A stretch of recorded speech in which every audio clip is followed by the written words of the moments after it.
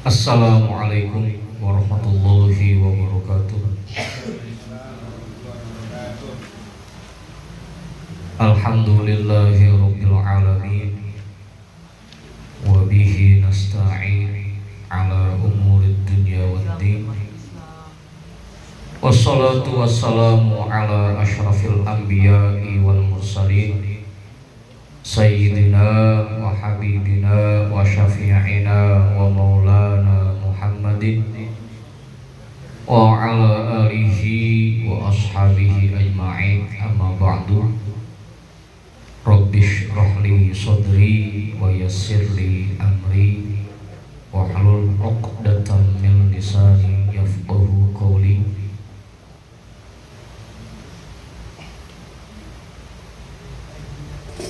Yang sama-sama kita hormati dan kita muliakan guru kita bersama,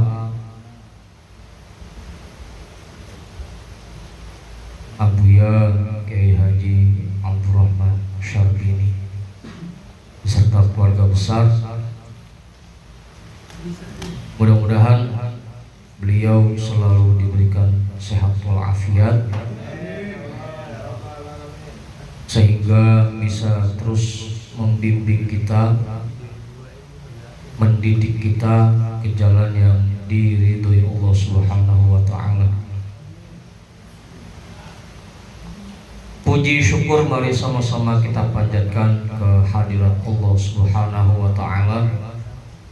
Alhamdulillah, dengan berbagai macam nikmat darinya kita semua bisa berkumpul di majlis yang mulia ini dalam rangka melaksanakan kewajiban-kewajiban kita.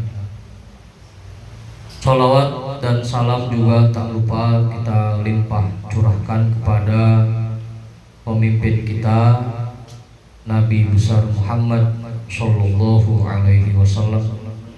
Mudah-mudahan kita semua diakui sebagai umat beliau dan kita semua mendapatkan syafaat dari beliau, baik selama kita hidup di dunia maupun ketika nanti di akhirat. Amin ya Allah ya Rabbal Alamin.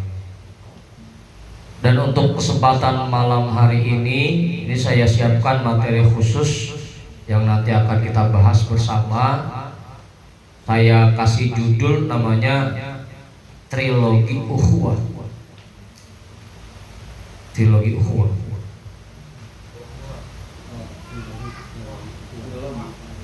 Trilogi Ukhuwah. Trilogi Ukhuwah itu artinya 3 persaudaraan yang menjadi satu kesatuan dan tidak bisa dipisahkan. Itu trilogi ukhuwah. Nanti penjelasannya apa aja persaudaraannya kita akan bahas. Nah, latar belakang kenapa saya pilih materi ini untuk disampaikan pada malam hari ini, karena yang pertama, tantangan kehidupan kita bangsa Indonesia belakangan ini, dewasa ini kan makin beragam. Yang saya sering temukan itu yang pertama, bingkai Bhinneka Tunggal Ika itu semakin mengkhawatirkan. Tahu kan ya, ada Bhinneka Tunggal Ika? Tahu? Apa itu? Ya. Kita ini kan negara kita punya Bhinneka Tunggal Ika, bahwa kita yakin kita ini berbeda-beda dari berbagai macam suku, ras, agama, latar belakang, warna kulit, pokoknya semua banyak perbedaan, keragaman di antara kita. Tapi belakangan ini yang namanya Bhinneka Tunggal Ika itu berbeda-beda tapi tetap satu tujuan, satu jua, itu makin terkikis, terutama di kalangan anak-anak muda. Hanya saya coba bahas materi trilogi ukhuwah ini sebagai penguatan untuk bingkai Bhinneka Tunggal Ika, terutama di kalangan anak-anak muda yang ada di wilayah kita. Yang pertama. Yang kedua, karena belakangan ini semakin marak adanya konflik antar masyarakat. Konflik apa aja dah? Konflik, tahu bang? Konflik.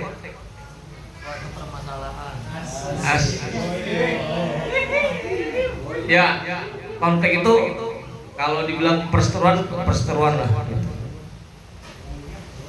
Benturan-benturan antar suku, antar agama, juga konflik yang mengatasnamakan agama itu makin kemari makin marak, makin banyak. Hah?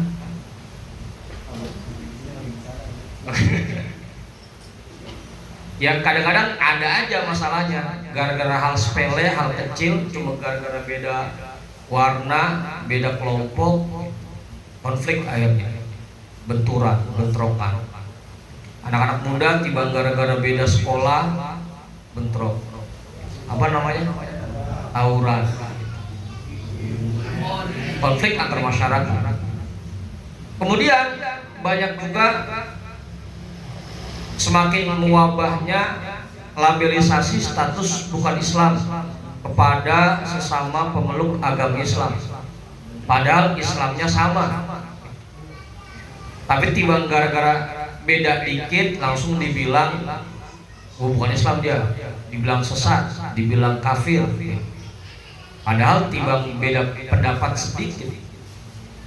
Apalagi anak-anak muda sekarang yang gemar main media sosial itu kadang-kadang gampang banget bikin status mengkafir-kafirkan orang, mensesatkan orang lain, kelompok lain, itu gampang banget. Ya mudah-mudahan sih remaja-remaja IRMI nggak ada yang seperti itu. Jadi tidak mudah mengkafirkan dan menganggap sesat kelompok lain. Mudah-mudahan nggak ada di IRMI yang begitu. Terus juga makin banyak kelompok lain, ini udah ya barusan ya, kelompok lain yang menghakimi kelompok lainnya dengan label salah, sesat, bahkan kafir. Dan masalahnya hanya karena perbedaan pendapat dan pandangan keagamaan yang bersifat furu'iyah. Kalau masalah tauhid sih berbeda, ya wajar kalau misalkan sampai dianggap sesat. Tapi tiba gara-gara hal-hal yang furu'iyah kayak kunut, apalagi maulid, tahlil, tiba gara-gara begitu dianggap sesat, dianggap kafir, bukan Islam. Terus sekarang mulai banyak kelompok yang seperti itu, gampang menyalahkan orang lain, gampang menyesatkan orang lain, dan mudah mengkafirkan orang lain. Nah, beberapa landasan ini, beberapa latar belakang ini yang menjadi tantangan kehidupan berbangsa kita, yang mendasari saya untuk membuat materi ini, trilogi ukhuwah. Sedangkan konsep trilogi ukhuwah ini pertama kali dicetuskan oleh Kiai Haji Ahmad Siddiq. Ini salah satu ketua NU pada masanya, Kiai Haji Ahmad Siddiq. Kemudian pertama kali dikemukakan itu menjelang Muktamar NU ke-28 di Krapyak, Yogyakarta pada tahun 1989. Dicetuskan oleh Kiai Ahmad Siddiq, kemudian dikemukakan menjelang Muktamar NU.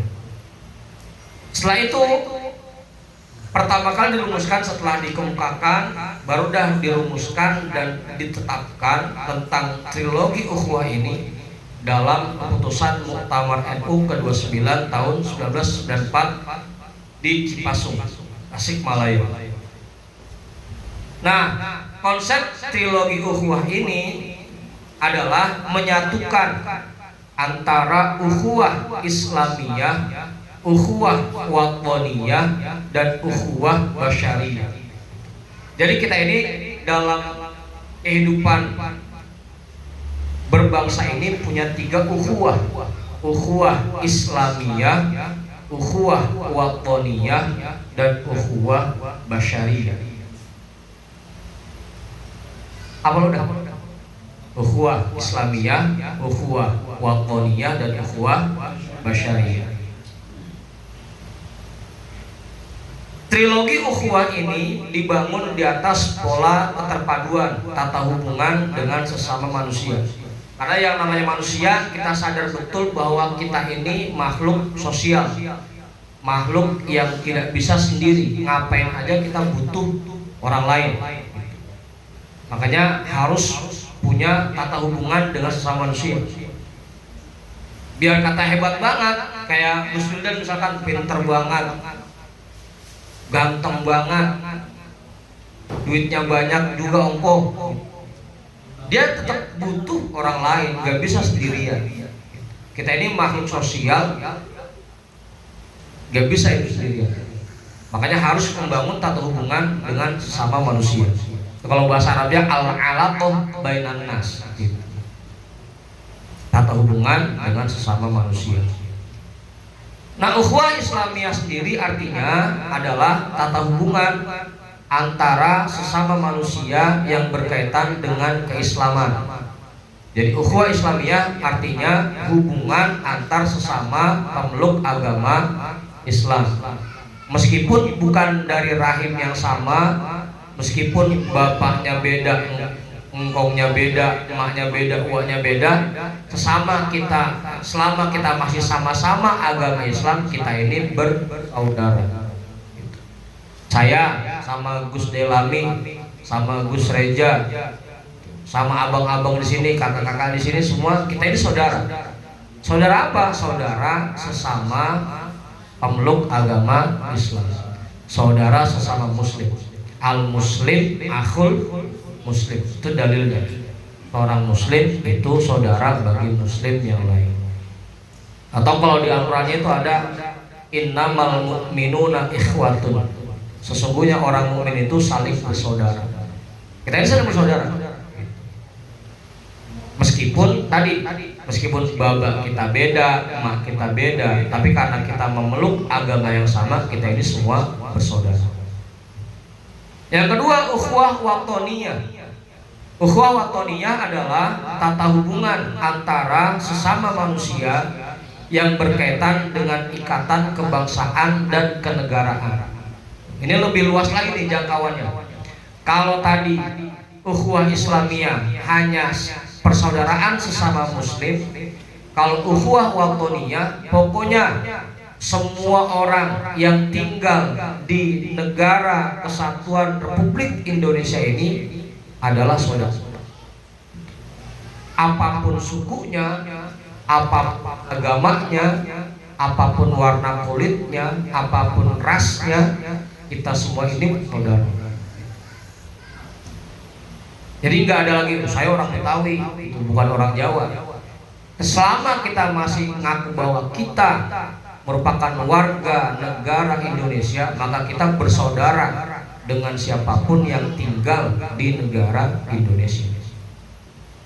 Saudara, mau sama orang Kalimantan, mau sama orang Sumatera, sama orang Papua, karena kita tinggal di tanah air yang sama, di negara yang sama, negara Indonesia, kita semua ini bersaudara. Kemudian ukhuwah basyariyah, ini bahkan lebih luas lagi dari ukhuwah watoniyah. Ukhuwah basyariyah adalah tata hubungan antara manusia yang tumbuh dan berkembang atas dasar rasa kemanusiaan. Pokoknya selama kita sama-sama manusia, selama kita sama-sama orang, kita saudara. Agama apapun, dari negara manapun, pokoknya selama kita sama-sama orang, sama-sama manusia, kita bersaudara. Itu 3 ukhuwah yang tergabung dalam trilogi ukhuwah. Ukhuwah Islamiyah, ukhuwah watoniyah, dan ukhuwah basyariyah. Ya kalau ada yang mau nanya, monggo silakan nanya aja terkait persaudaraan ini.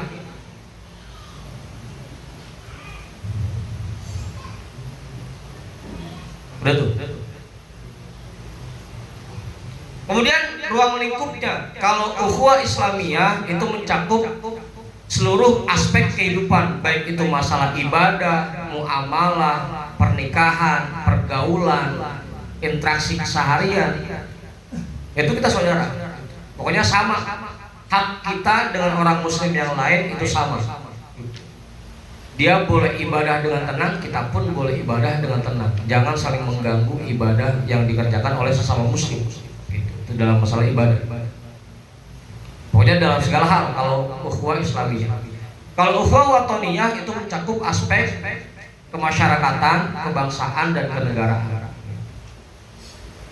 Konteksnya sebagai warga negara Indonesia, kita memiliki kesamaan derajat. Nggak bisa kita bilang bahwa orang Islam yang tinggal di Indonesia lebih mulia dibanding orang Kristen misalkan. Pokoknya sesama warga negara Indonesia kita punya kesamaan hak dan kesamaan kewajiban. Kita punya kesamaan tanggung jawab. Mau itu agamanya Islam, mau itu agamanya Kristen, mau itu Hindu, Buddha. Selama kita tinggal di negara Indonesia, kita punya hak dan kewajiban yang sama dan punya tanggung jawab yang sama. Jadi jangan sampai kita mentang-mentang Islam ini di Indonesia mayoritas, kita menganggap bahwa kita ini berhak atas segala hal. Gitu. Yang Kristen dia nggak punya hak karena kita mayoritas Islam. Pokoknya semuanya, mau apapun agamanya, punya hak yang sama dengan kita. Itu ukhuwah watoniyah. Ukhuwah basyariyah ini lebih luas lagi. Pokoknya kesamaan martabat kemanusiaan. Pokoknya selama itu manusia, tingkatannya sama. Selama itu manusia, mau itu yang kaya, yang miskin, yang bahagia, yang susah, yang duitnya banyak, yang gak ada duitnya, yang ganteng, yang jelek, semuanya sama tingkatannya. Paling nanti yang membedakan adalah ketakwaannya, gitu. In akramakum indallahi atqakum. Tapi di luar itu kita semua sama. Nggak ada yang lebih tinggi dibanding yang lain. Kita sama-sama manusia.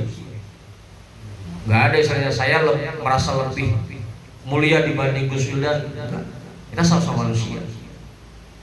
Saya makan nasi, Gus Wildan makan nasi. Kecuali Gus Amidah, dia makan angin.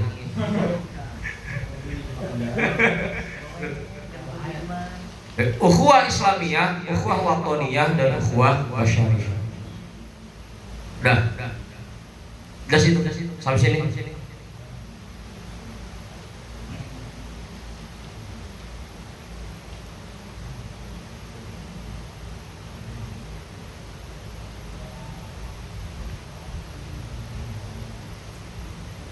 Untuk landasan kenapa sampai dimunculkan istilah trilogi ukhuwah, itu ada 3 alasan. Yang pertama, karena Indonesia ini merupakan negara kesatuan yang terdiri atas kebinekaan.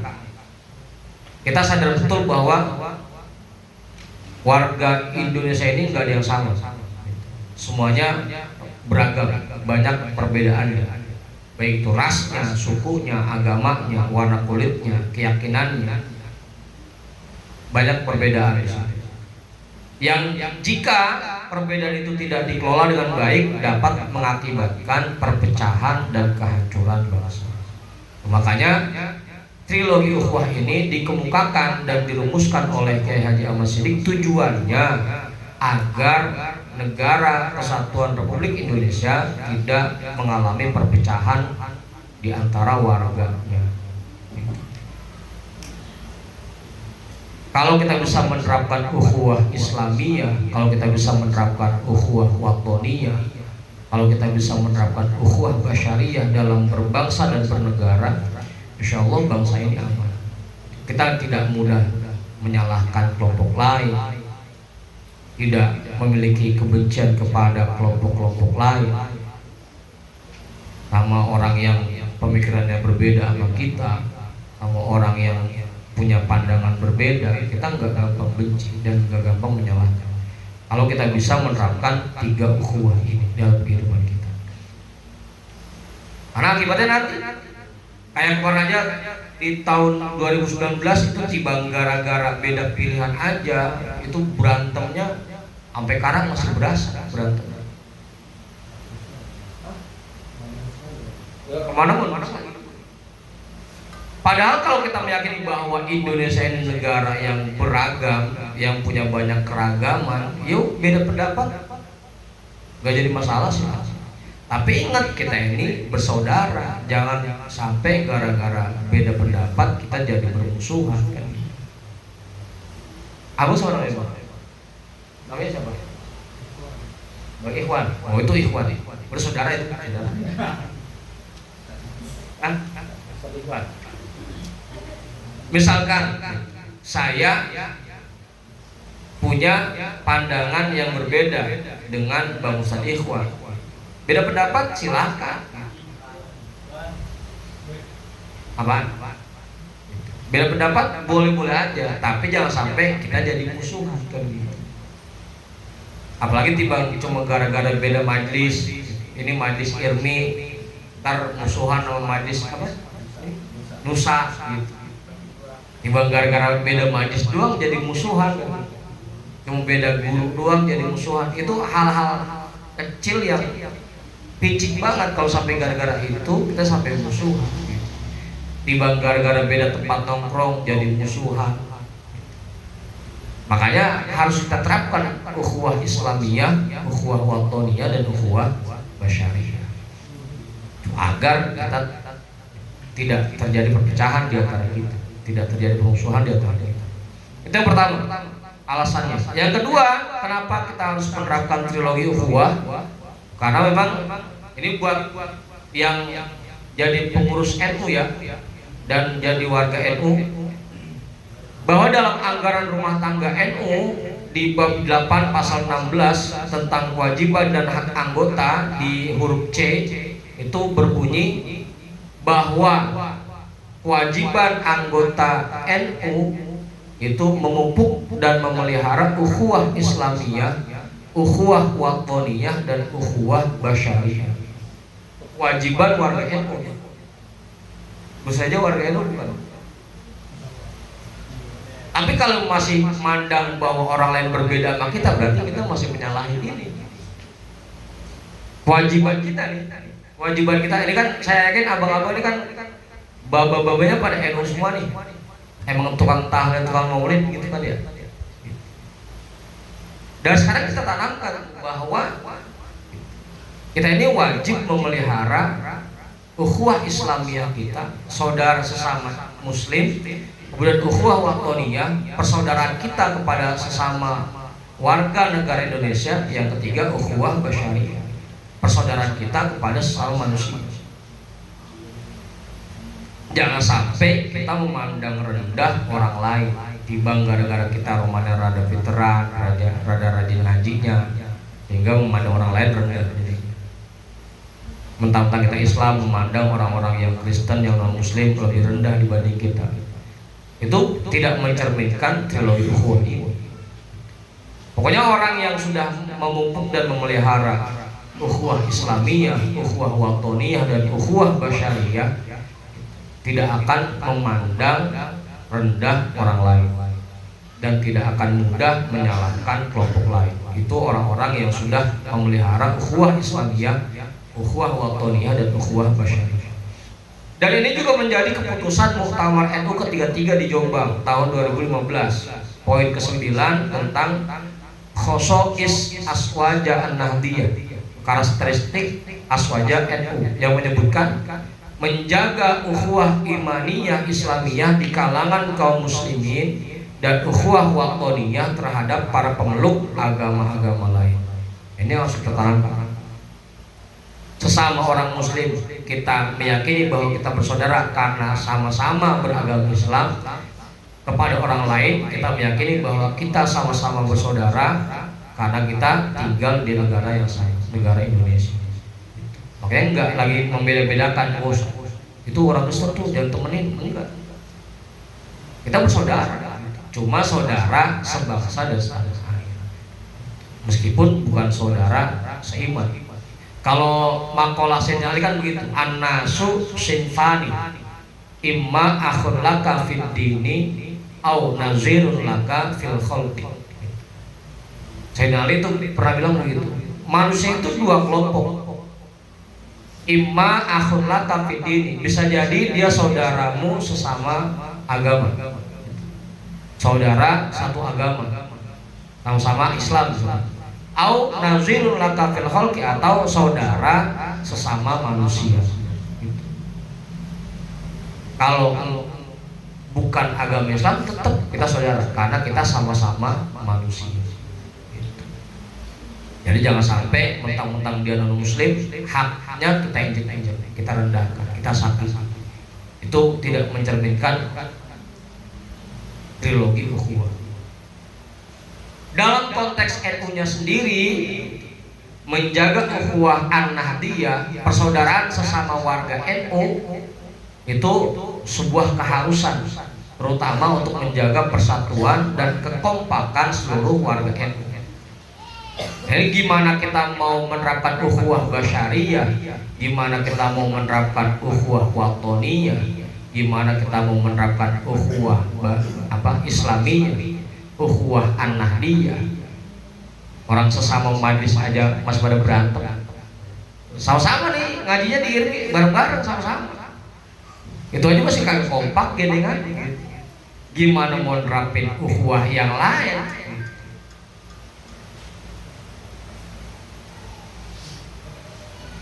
NU sendiri begitu ngajarin kita bahwa kita harus menerapkan ukhuwah nahdiyah namanya. Persaudaraan sesama warga NU agar kita ini selalu kompak. Orang NU sendiri kurang kompak. Gus Delami, Gus Wildan, Gus Reja, Bang Iwan, Bang Musni, abang-abang yang lain, Bang Ihsan. Orang-orang buat kompaknya masih susah, sering ribet.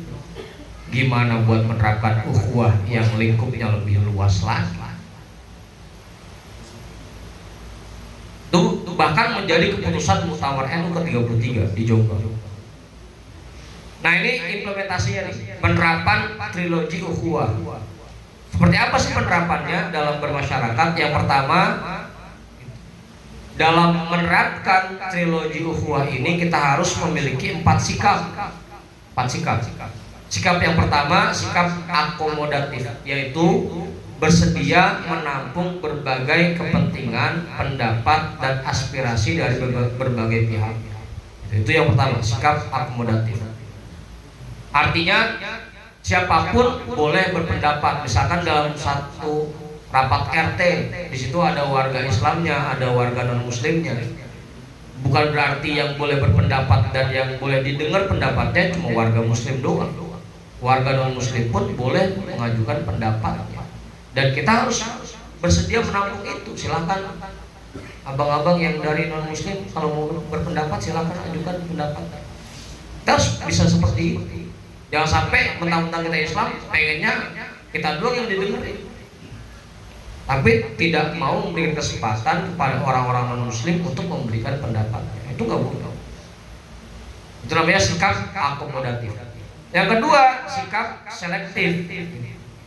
Meskipun semua pendapat itu kita dengarkan, kita tampung, tapi kita harus punya sikap cerdas dan kritis untuk memilih kepentingan yang terbaik. Mana nih kira-kira yang terbaik buat warga sini? Karena warga sini kebanyakan mayoritas Islam, ya kita pilih yang terbaiknya ya seperti apa. Tapi tetap pendapat yang non Muslim pun harus kita dengarkan. Jangan mentang-mentang gua Islam, mentang-mentang gua paling banyak di kampung gua, mayoritas, pokoknya yang non Muslim yang Kristen udah ngikutin aja, nggak bisa begitu juga. Kita harus memilih mana yang terbaik, mana yang lebih manfaat, mana yang lebih maslahat di antara berbagai macam pilihan yang ada. Kemudian yang ketiga, sikap integratif. Kesediaan menyelaraskan, menyerasikan, dan menyeimbangkan berbagai kepentingan agar jangan sampai kita karena pengen maksain pendapat kita sehingga hak-hak orang non Muslim terabaikan, atau juga sebaliknya, jangan sampai dengan kita mementingkan hak-hak non Muslim sehingga kepentingan kita juga terabaikan. Pokoknya seimbang dah. Jangan sampai ada salah satu pihak yang merasa dirugikan dan merasa disakiti. Semuanya dikasih, didengarkan aspirasinya. Udah tuh, itu yang ketiga, sikap integratif. Yang keempat, sikap kooperatif, yaitu kesediaan hidup bersama dan bekerja sama dengan siapapun di dalam kegiatan yang bersifat muamalah, bukan ibadah. Pokoknya selama kita hidup di wilayah kita, lebih luasnya di negara Indonesia, kita harus bisa hidup bersama dan bekerja sama dengan siapapun. Bukan cuma sama orang Islam doang, bukan cuma sama orang kampung kita doang, tapi dengan siapapun kita siap bekerja sama. Dengan orang Jawa, dengan orang Sumatera, dengan orang Kalimantan. Kalau emang tinggal di wilayah kita, ya kita harus siap bekerja sama. Jangan utang-utang. Ya kan kadang-kadang penyakit orang kampung kita kan utang-utang. Gua kan orang sini. Selalu aja itu yang dimunculkan. Gua kan orang sini, orang asli sini. Gua kan pendatang. Orang penyakit kita begitu. Mentang-mentang orang sini, kita selagu-lagunya, sehingga mengabaikan kepentingan orang pendatang. Itu nggak boleh. Itu namanya bukan sikap kooperatif namanya. Tapi tetap dalam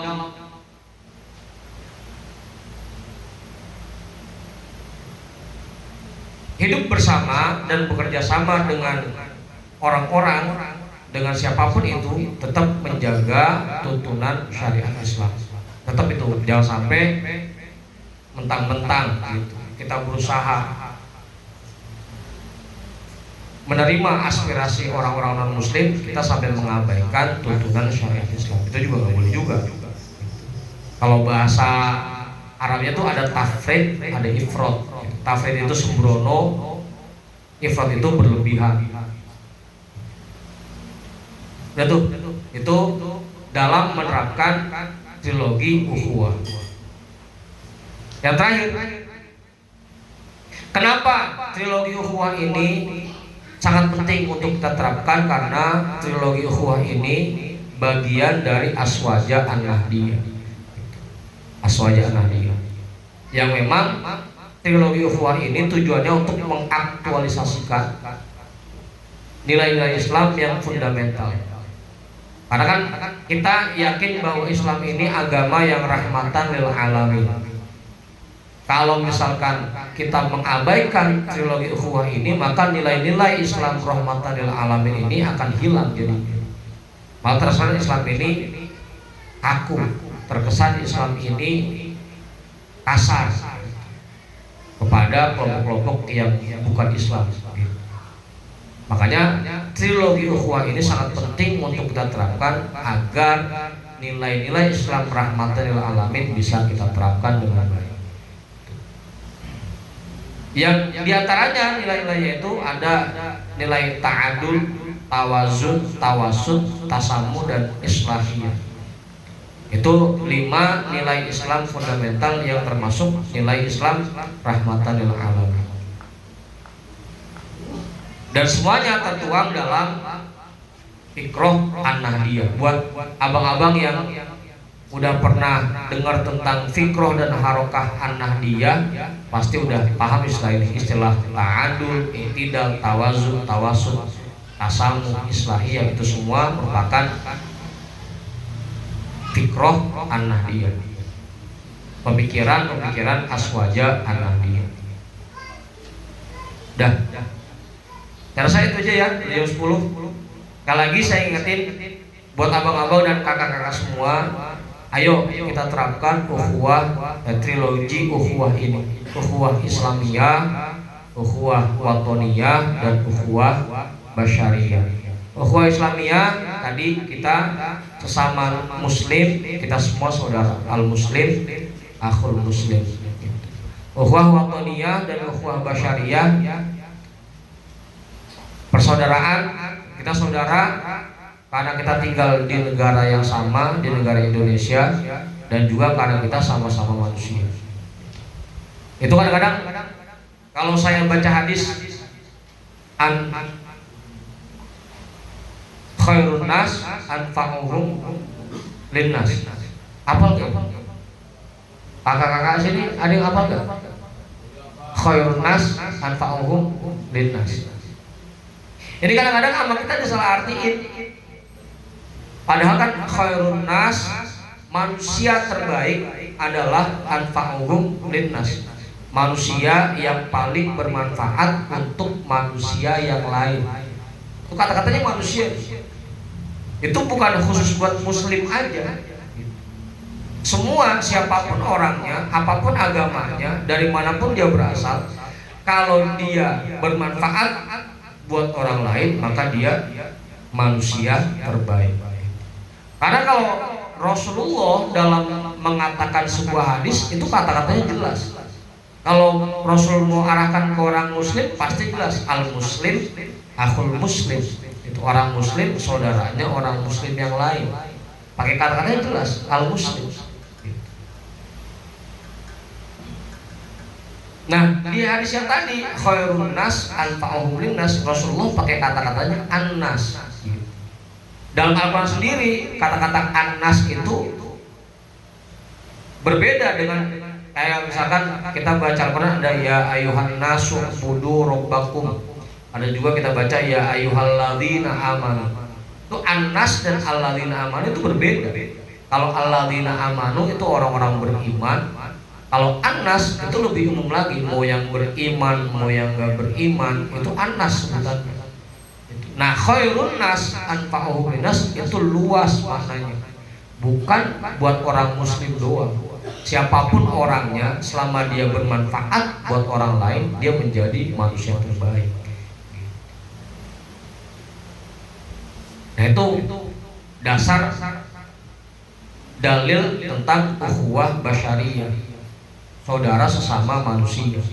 Karena selama kita sama-sama manusia, yang nilai itu bukan agamanya, tapi nilai manfaatnya di masyarakat. Mau dia orang Islam, kalau nggak ada manfaatnya, ya tetap aja jadi manusia yang buruk. Meskipun non Muslim, tapi kalau dia manfaat di masyarakat, ya orang yang baik, manusia terbaik. Itu ukhuwah basyariyah.